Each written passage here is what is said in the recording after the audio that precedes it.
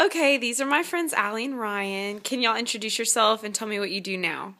Hey, my name's Ryan Moore. I go to Southwestern Baptist Theological Seminary, and I study the I am currently studying the 2+2 program, which is you do 2 years here in the States, which is like 67 hours, and then you finish your degree overseas during your apprentice term for the IMB.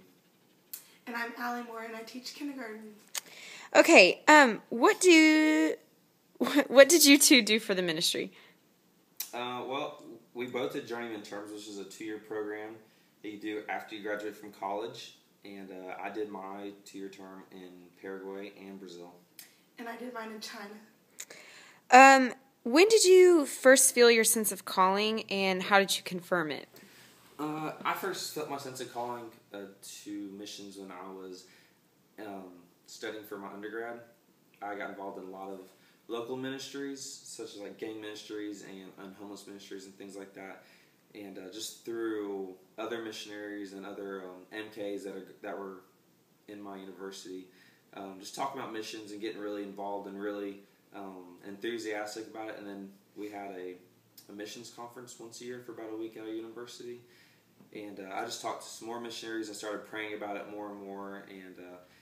And I just felt like the Lord was calling me to missions, and it was affirmed through affirmation of others. So I felt called, maybe not to ministry, but I knew that I had a heart for missions when I would go to children's camp and they would play the Compassion International videos, and I would always cry. And I was only 10, but it was always so sad, and I was just wanted to be there and help.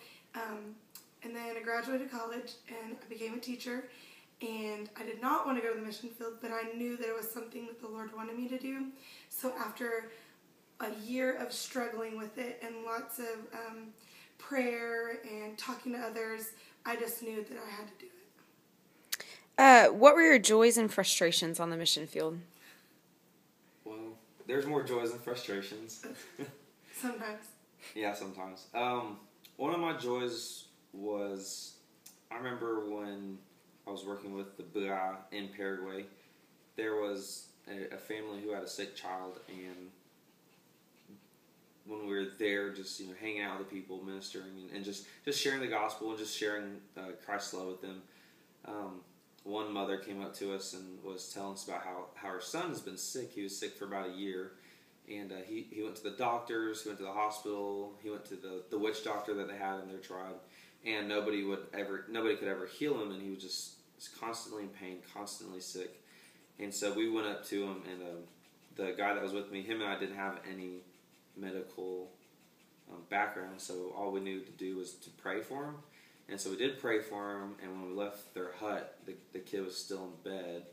And by the end of the day, when it was time for us to leave, we were leaving, and the mother came up to us, and she told us that her son was up and walking around, that he was healed, and currently that is still the only believing family among the Bua.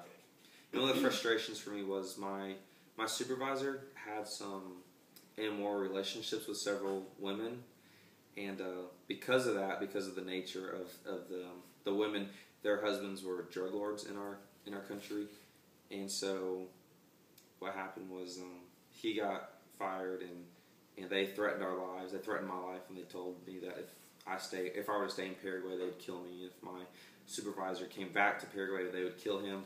And so that is why I moved to Brazil. And so that was just one of my biggest frustrations while living there. I would say my frustrations are learning a new culture.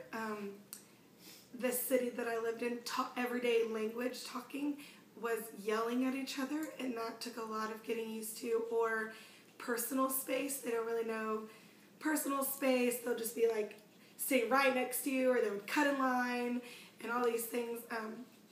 Eventually they became funny, but when you first moved there, they're not as funny. And the greatest joy for me was I think just seeing prayers answered right in front of you. I know we pray for things in America, and sometimes we get to see them happen, but when you're overseas, it's just a different feeling. You can pray for someone to be healed, and you go back and check, just like Ryan said, and the little boy was healed that day, and it's a different feeling. It's a different sense that the Lord is just right there with you, and it's a really cool feeling. Okay, lastly, do you guys have any advice? be a missionary. Yeah, my advice would be to know if the Lord's calling you to missions, and if He is, then don't run from it, because it's just going to be a hard road ahead, because you'll eventually get over there. That's right. And just embrace it if you do become a missionary. Don't try to fight it. Try to adapt to the culture as much as possible, and don't feel like you're entitled to anything. We're not entitled to certain things because we're American. We're there to serve them, and we're there to share the gospel with them, not to be some superstar missionary. And that's how a lot of people view missionaries when we come back to the States. So just be humble and follow what the Lord's leading you to do. And we would say that everyone's called to missions. Whether you're on the field, then that's your calling, is to move and take your family over there.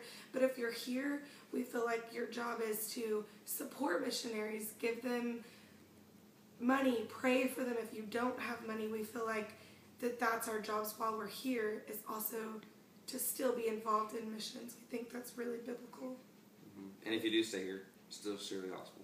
Amen. Okay, and anything you want to say about your awesome friend Amelia? We love Amelia. We do. I could have better friends.